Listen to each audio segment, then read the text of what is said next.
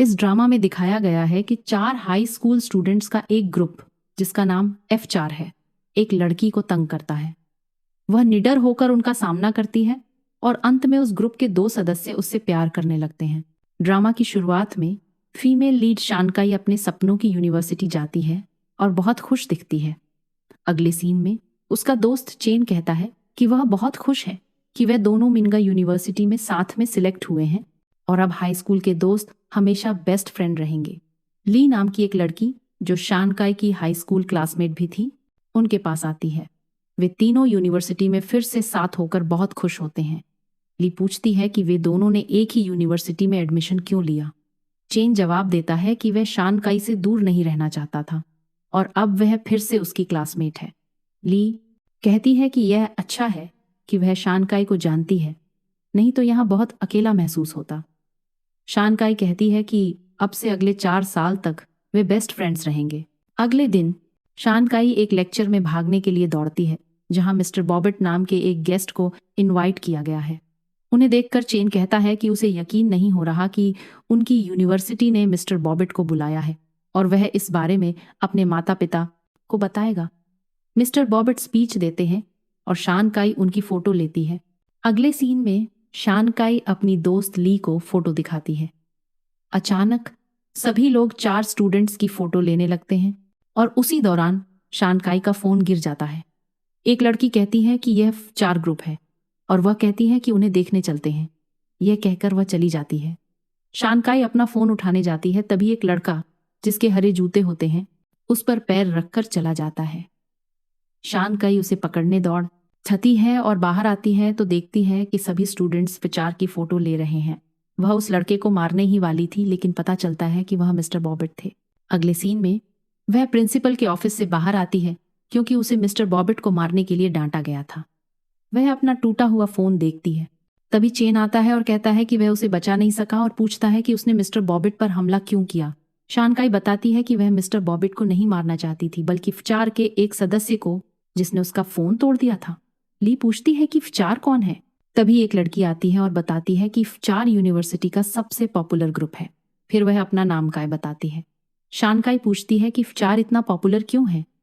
F4 इतना popular क्यों है? काय बताती है कि वे मिनगा यूनिवर्सिटी के सीनियर स्टूडेंट्स हैं और वे सब बहुत हैंडसम और टैलेंटेड हैं। F4 के मेंबर एक एक कर दिखाए जाते हैं और काय उनका परिचय देती है।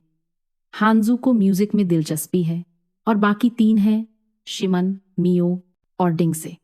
वे कॉलेज की सबसे बड़ी आकर्षण हैं। वे न केवल स्मार्ट हैं, बल्कि उनका टेस्ट अच्छा है और वे लड़कियों की इज्जत करते हैं। वे बचपन से दोस्त हैं और किसी नए व्यक्ति का उस ग्रुप में शामिल होना नामुमकिन है। वे लोगों को कार्ड गेम में उन्हें हराने की चुनौती देते हैं, लेकिन आज तक कभी नहीं हारे। इस ग्रुप का चौथा सदस्य डिंगसी फाइनेंस में दिलचस्पी रखता है और 18 साल की उम्र में करोड़पति बन चुका है। यह सुनकर शानकाई कहती है कि अगर वे इतने जीनियस हैं तो उन्हें किसी का फोन तोड़ने के लिए माफी मांगनी चाहिए। चेन कहता है कि वे उनके क्लब जाएंगे और अगर F4 ने माफी नहीं मांगी तो वे उन्हें गेम में चैलेंज करेंगे और हरा देंगे। काय बताती है कि उन्हें चैलेंज करना आसान नहीं है, इसके लिए जोकर कार्ड चाहिए। जोकर कार्ड F4 का इनविटेशन कार्ड है। क्योंकि कई लोग पहले उन्हें चैलेंज कर चुके हैं, इसलिए उन्होंने नियम बना दिया कि केवल वही लोग उन्हें चैलेंज कर सकते हैं जिनके पास जोकर कार्ड हो। लेकिन अगर कोई चैलेंज हार जाता है तो उसे 1 सेमेस्टर तक स्कूल की सफाई करनी होगी, आधा दिन पानी में बैठना होगा, पूरी रात बायोलॉजिकल लैब में रुकना होगा और ऐसी कई सजाएं झेलनी होंगी। काय पूछती है कि क्या वे अब भी उन्हें चैलेंज करना चाहते हैं। कोई जवाब नहीं देता। काय उन्हें क्लब का रास्ता दिखाती है और उन्हें शुभकामनाएं देती है। वे F4 को बाहर आने के लिए बुलाते हैं। चेन उन्हें चैलेंज करना शुरू करता है। ली डरकर कहती है कि उन्हें यहाँ से चलना चाहिए क्योंकि लगता है F4 यहाँ नहीं है। चेन कहता है कि जो उन्होंने F4 के बारे में सुना है, उससे नहीं लगता कि वे उनसे आसानी से मिल पाएंगे। तभी वे मुड़ते हैं और देखते हैं कि F4 उनके सामने आ रहा है। शानकाई उनके पास जाकर पूछती है कि क्या उन्हें पता है उसका फोन कैसे टूटा, यह बताते हुए कि उनमें से एक हरे जूते वाला लड़का उस पर पैर रखकर गया था। दमिंग से जवाब देता है कि यह उनका काम नहीं है। शानकाई जोर देकर कहती है कि उसने ही फोन तोड़ा था। वे उसे नजरअंदाज कर आगे बढ़ जाते हैं। जिस पर शान काई गुस्से में उनके पीछे जाने लगती है, लेकिन चेन उसे रोकता है। अगले सीन में शान काई घर पर केक बना रही होती है। उसकी माँ पूछती है कि वह क्या कर रही है। शान काई बताती है कि वह अपनी दोस्त ली के बर्थडे के लिए केक बना रही है। वह केक ली को देती है, जो कहती है कि पहली बार किसी ने उसके लिए केक बनाया है। शान काई बताती है कि उसने खुद बनाया है, क्योंकि उसके पास खरीदने के लिए पैसे नहीं थे। वे अंदर जाकर केक के साथ फोटो लेने लगते हैं। शान काई ली की फोटो ले रही होती है, तभी ली फिसल जाती है और केक दामन ग से के चेहरे पर गिर जाता है। डिंगसी उन्हें गुस्से से देखता है। ली माफी मांगती है और कहती है कि उसने जानबूझकर नहीं किया। डिंगसी जवाब देता है कि अगर माफी से सब ठीक हो जाता तो पुलिस की जरूरत नहीं पड़ती। ली उसका चेहरा साफ करने लगती है, लेकिन डिंगसी उसे धक्का देकर दूर कर देता है। यह देखकर शान काई गुस्से में कहती है कि वह बहुत बुरा है और उसे यह नहीं सोचना चाहिए कि वह पॉपुलर है तो जो चाहे कर सकता है। वह उसे याद दिलाती है कि उसने उसका फोन तोड़ा और माफी भी नहीं मांगी। मिंग से उसे अपने पास खींचकर गुस्से में सवाल करता है। फिर डिंग वहां से चला जाता है। अगले सीन में ली शान काई से पूछती है कि वह उनसे क्यों लड़ाई कर रही थी। शान काई कहती है कि उसे खुद नहीं पता, लेकिन उसे देखकर बहुत गुस्सा आता है और वह वादा करती है कि वह ऐसा दोबारा नहीं करेगी। इसके बाद जब वह अपना लॉकर खोलती है तो उसे एक जोकर कार्ड मिलता है। वह समझ जाती है कि दाओ मिंग से उसे चैलेंज कर रहा है, लेकिन वह तय करती है कि उसके पास इस सब के लिए समय नहीं है। वह बाहर जाकर जोर जोर से अपने आप से इस स्थिति के बारे में शिकायत करती है और एफचार पर अपना गुस्सा निकालती है। तभी एफचार का मेंबर मियो आता है और पूछता है कि आगे क्या होने वाला है। शान काई असहज हो जाती है क्योंकि उसने उसकी सारी बातें सुन ली थी। मियो फिर पूछता है कि क्या वह खुश होगी अगर ज़ॉम्बी आकर उनके चेहरे खा जाए। शान काई उसे आरोप लगाती है कि वह भी उसे परेशान करना चाहता है, क्योंकि वह भी फचार का हिस्सा है। मियो जवाब देता है कि उसे दूसरों के मसलों में कोई दिलचस्पी नहीं है और वह चला जाता है। अगले सीन में दाओ मिंग से बास्केटबॉल मैच खेल रहा होता है और उसकी एक फैन गर्ल उसकी फोटो ले रही होती है। वह शान काई से कहती है कि जब वह उसे पानी की बोतल देगी तो वह उसकी वीडियो बना दे। शान काई मान जाती है। लड़की दाओ मिंगसी को बोतल देती है। उसके बाद डिंगसी शान काई के पास आता है और पूछता है कि क्या वह उसकी वीडियो बना रही है। फिर वह उसके हाथ से फोन छीन लेता है और लेकर चला जाता है। अगले सीन में शान काई फूड डिलीवर कर रही होती है। उसे घर थोड़ा अजीब लगता है और वह अंदर जाकर कहती है कि उनका खाना आ गया है। कस्टमर डिंग से ही निकलता है। शान काई हैरान होकर पूछती है कि क्या उसने खाना ऑर्डर किया था। डिंग से हाँ में जवाब देता है और कहता है कि उसे खुश होना चाहिए कि वह उसके परिवार की मदद कर रहा है। शान काई जाने लगती है, लेकिन वह उसे रोक लेता है और कहता है कि उसने खाना चेक तो किया ही नहीं। वह एक डिब्बा खोलता है और शिकायत करता है कि खाना अच्छा नहीं दिख रहा। शान काई जवाब देती है कि अगर ऐसा है तो उसे खाना नहीं चाहिए और वह खाना वापस ले जाएगी। वह उस पर उसे तंग करने का आरोप लगाती है और कहती है कि उसकी माँ ने खाना बनाने में कितना समय लगाया। दाओ मिंग पूछता है कि क्या यही तरीका है ग्राहकों से बात करने का। शान काई जवाब देती है कि वह अच्छे व्यवहार के लायक ही नहीं है। डिंगसी गुस्से में उसे दोबारा कहने को कहता है और वह आगे कहती है कि उसने सुना है कि चार का व्यवहार बहुत अच्छा होता है, लेकिन वह तो बिल्कुल वैसा नहीं दिखता। वह कहती है कि उसे खुद पर शर्म आनी चाहिए।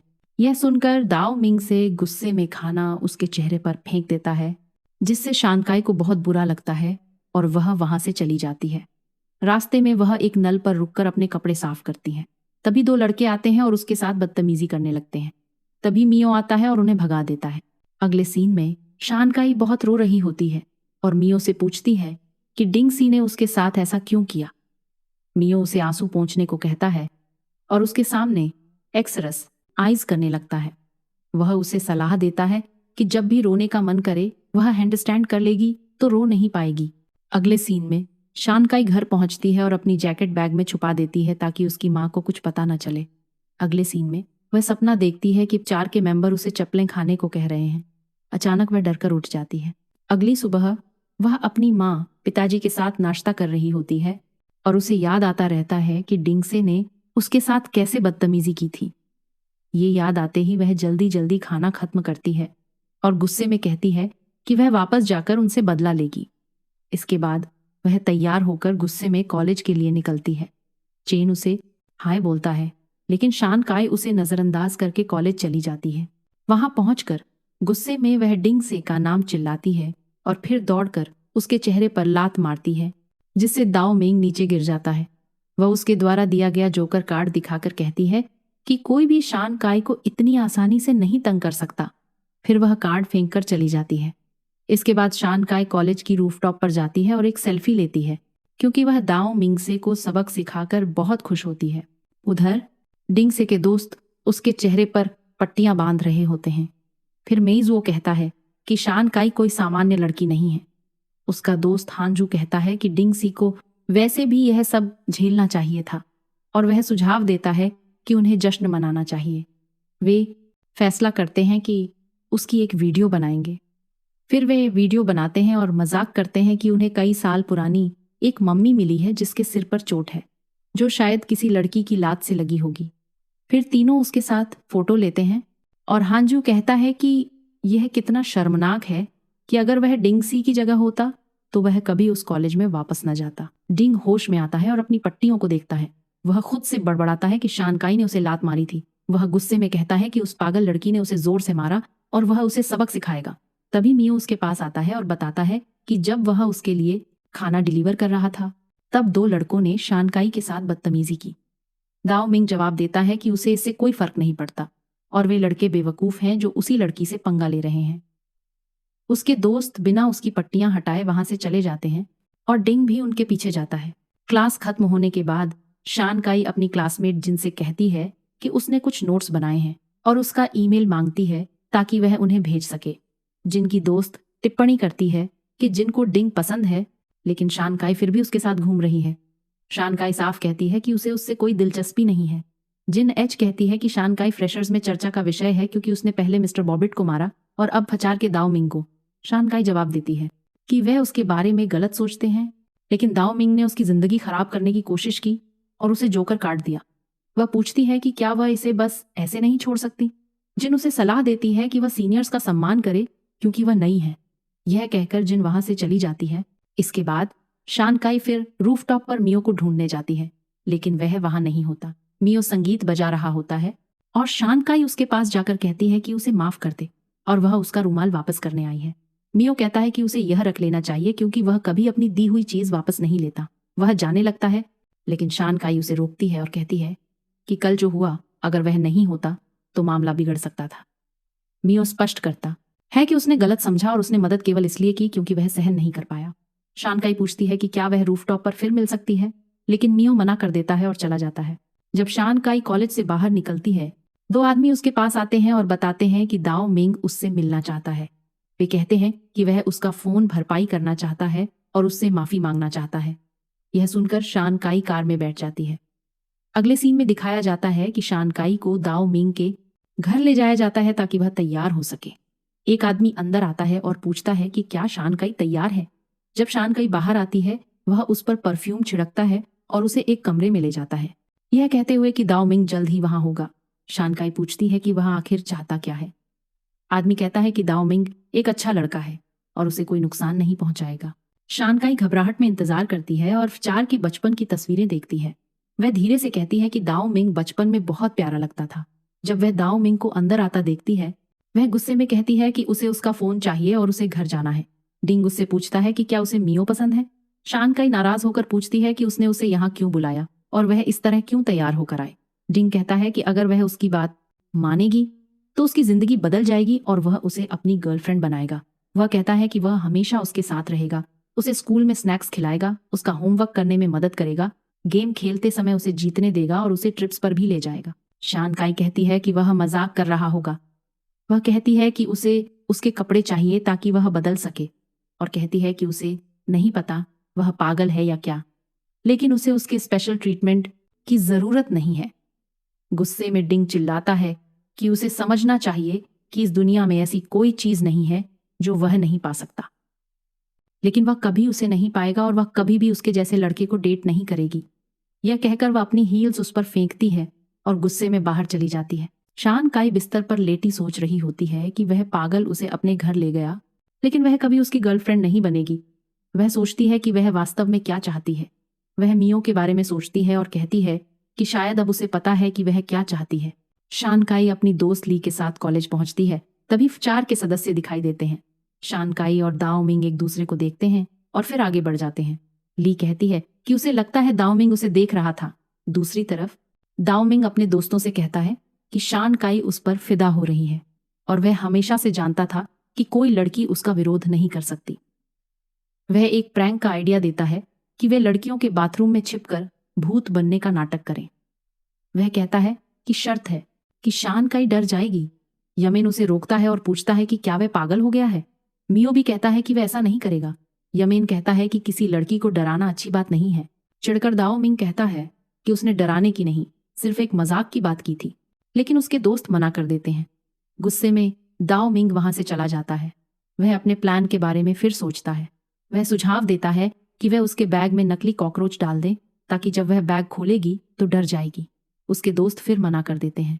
रिंग फिर भी जिद करता है कि वे प्याज लें, उन्हें सेब जैसा रंग दें और जब वह उन्हें खाएगी तो रो पड़ेगी। तभी उसके दोस्त कहते हैं कि उनके पास इन बेकार प्रैंक्स के लिए समय नहीं है। अगले सीन में प्रोफेसर क्लास से पूछता है कि केले में कौन कौन से पोषक तत्व होते हैं। चेन खड़ा होकर सारे पोषक तत्व बताता है जिससे छात्र प्रभावित होते हैं। फिर वह बताता है कि उसका परिवार केले के किसान हैं। जिनू मजाक में पूछती है कि क्या उनका परिवार कभी केले के छिलकों पर फिसलता है। चेन कहता है कि वे जानते हैं कैसे बचना है और डेमोन्स्ट्रेट करके दिखाता है कि वह छिलके पर पैर रखकर भी नहीं फिसलता। आचार्य देखता है और सारी लड़कियां चेन से प्रभावित हो जाती हैं। अगले दृश्य में शानकाई अपनी दोस्त शिया यू के साथ एक टी शॉप में पार्ट टाइम काम कर रही होती है और उसे फचार के बारे में सब कुछ पता चुकी होती है।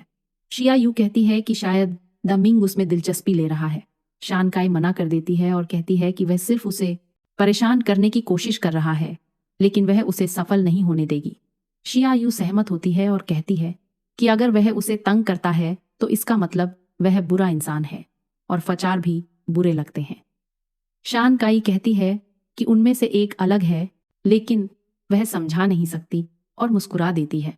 तभी वह मेयो को उसके दोस्त हान झीलू के साथ दुकान में आते देखती है। हान झीलू पूछता है कि क्या वह यहाँ पार्ट टाइम काम करती है। मेयो 2 मिल्क टी ऑर्डर करता है जिससे शानकाई खुश हो जाती है। वह टी लेने जाती है तो उसकी दोस्त पूछती है कि वे कौन है। शानकाई बताती है कि वे फच्चार के मेंबर्स हैं। मेयो मिल्क टी लेकर चला जाता है और शानकाई अपनी दोस्त को बताती है कि उसका नाम मेयो है। शिया यू पूछती है कि क्या वही वह लड़का है जो बाकी से अलग है और क्या वह उससे मिलने आया था। शानकाई तुरंत मना कर देती है। अगले दृश्य में शानकाई रूफटॉप पर मेयो से मिलने जाती है, लेकिन वह वहां नहीं होता। वह एशिया का एक नक्शा देखती है और सोचती है कि शंघाई और पेरिस के बीच की दूरी कितनी है। तभी मेयो आता है और कहता है कि सिर्फ 7 घंटे का फर्क है और काश समय और तेज चलता। शंघाई मजाक में कहती है कि उसकी क्लास में एक लड़का है जिसका नाम टाइम है, वो उससे कहेगी कि तेज चले। मेयो मुस्कुराता है और कहता है कि वो अजीब लड़की है।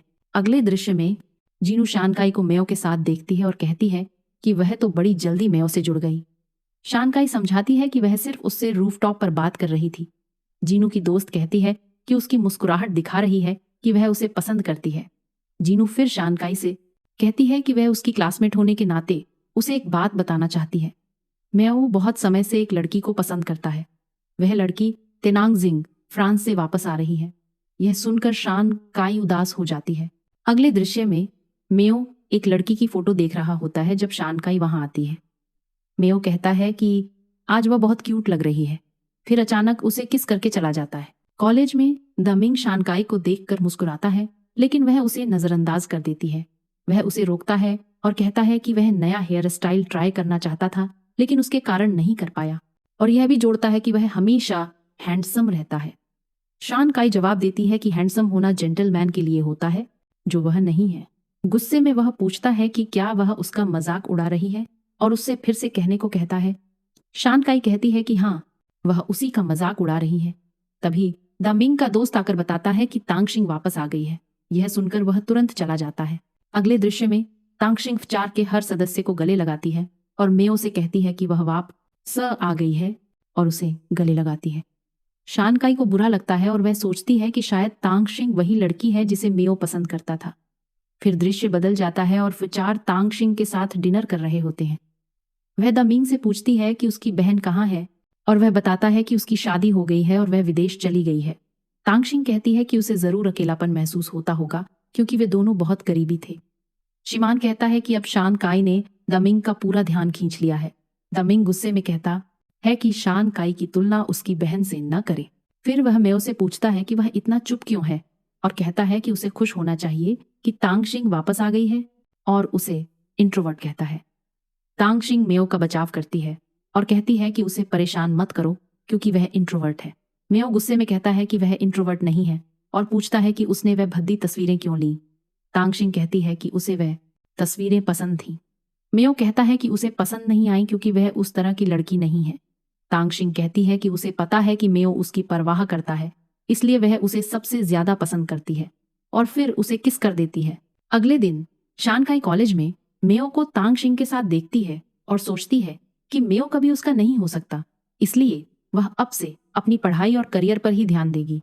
दमिंग उसके पास आता है लेकिन चेन बीच में रुकावट डाल देता है। दमिंग चेन को धक्का देकर कहता है कि उसे शानकाई को कुछ जरूरी दिखाना है। शानकाई मना कर देती है और कहती है कि वह घर से लाई हुई अपनी माँ का टिफिन खाने जा रही है और एक अमीर लड़का उसकी कीमत नहीं समझ सकता।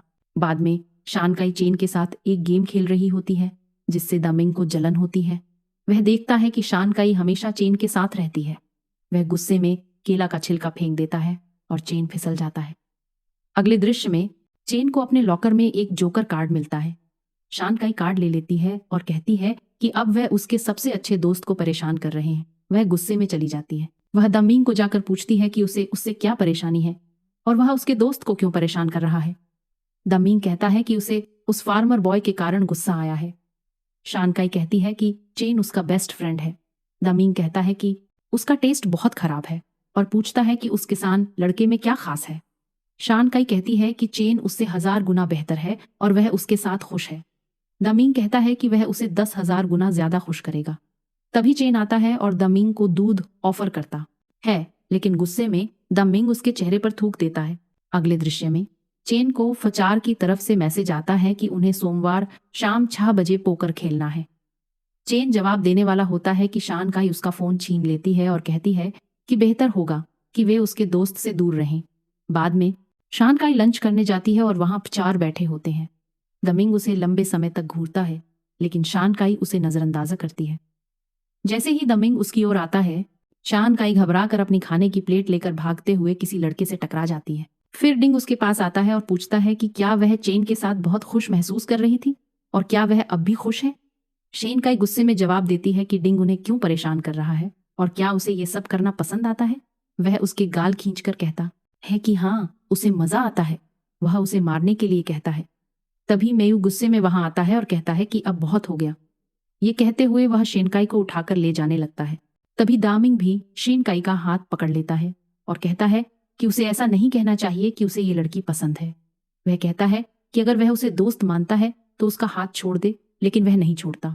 इसके बाद डिंग कहता है कि अगर वह आज उसके साथ चला गया तो वह उससे कभी बात नहीं करेगा। सभी लोग फचार के पहले झगड़े को देखकर उत्साहित हो जाते हैं। मेयू शानकाई को लेकर चला जाता है जिससे दमिंग बहुत गुस्से में आ जाता है। अगले सीन में तांगशिंग शानकाई से कहती है कि दमिंग बुरा इंसान नहीं है, लेकिन कभी कभी वह बचकानी हरकतें करता है। यह कहते हुए वह उसके कपड़े साफ करने लगती है, लेकिन शानकाई कहती है कि वह खुद कर लेगी।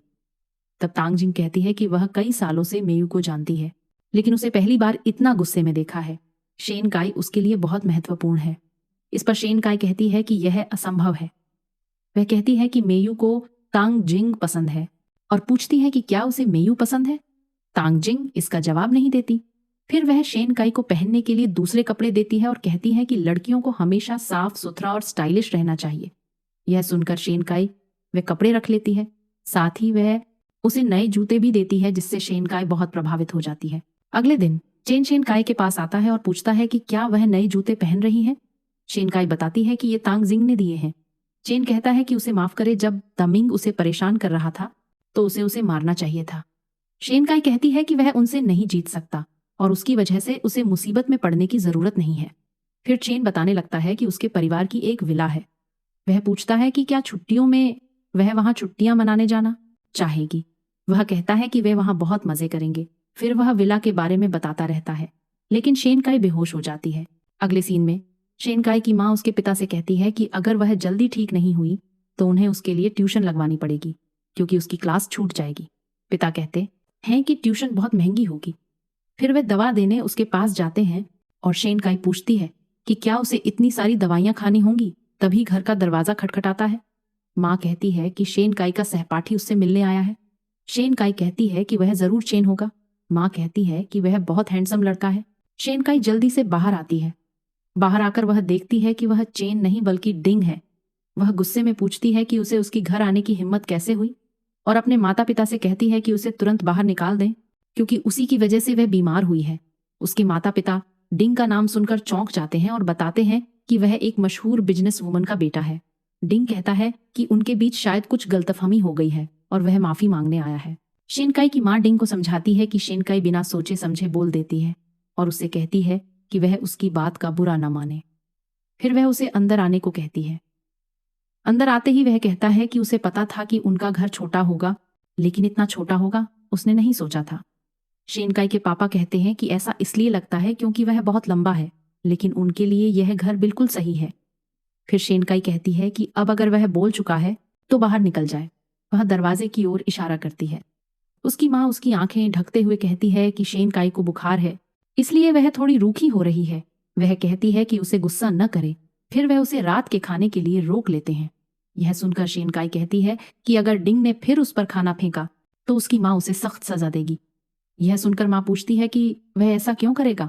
द मिंग रुकने के लिए तैयार हो जाता है। अगले सीन में वह उनके साथ डिनर करता है। वह खाना खाकर शेनकाई की माँ का धन्यवाद करता है, जिससे वह इतनी जोर से हंसती है कि उसके मुंह में खाना फंस जाता है। उसके पिता उसे डांटते हैं कि खाना खाते समय इतना न हंसे। शेनकाई द मिंग को देखती है और सोचती है कि उसने उसे पहली बार इतना विनम्र देखा है। उसकी माँ का खाना भी खा रहा है। उसे लगता है कि शायद वह उसे फिर बेवकूफ बनाने की कोशिश कर रहा है। खाना खत्म होने के बाद द मिंग जाने लगता है। शेनकाई की माँ उससे कहती है कि वह खाना छोड़कर अपने सहपाठी को बाहर तक छोड़ आए। शेनकाई गुस्से में कहती है कि उसे बुखार है। उसकी माँ कहती है कि अब वह ठीक लग रही है और यह सिर्फ थोड़ा सा चलना है। मजबूरी में शेनकाई उसे बाहर तक छोड़ने जाती है। डिंग कहता है कि उसके माता पिता को वह बहुत पसंद आया। शेनकाई कहती है कि अब जब वह बाहर है तो उसे नाटक बंद कर देना चाहिए और पूछती है कि वह क्या साबित करने आया था और कहती है कि उसे खुश होना चाहिए कि वह बीमार है। डिंग कहता है कि उसे बिल्कुल भी खुशी नहीं है। वह उसका बुखार देखता है और फिर रूखे स्वर में कहता है कि गर्मियों में कौन बुखार पकड़ता है। शेनकाई उससे पूछती है कि आखिर वह उसके घर आया ही क्यों। यह हिस्सा यहाँ समाप्त होता है।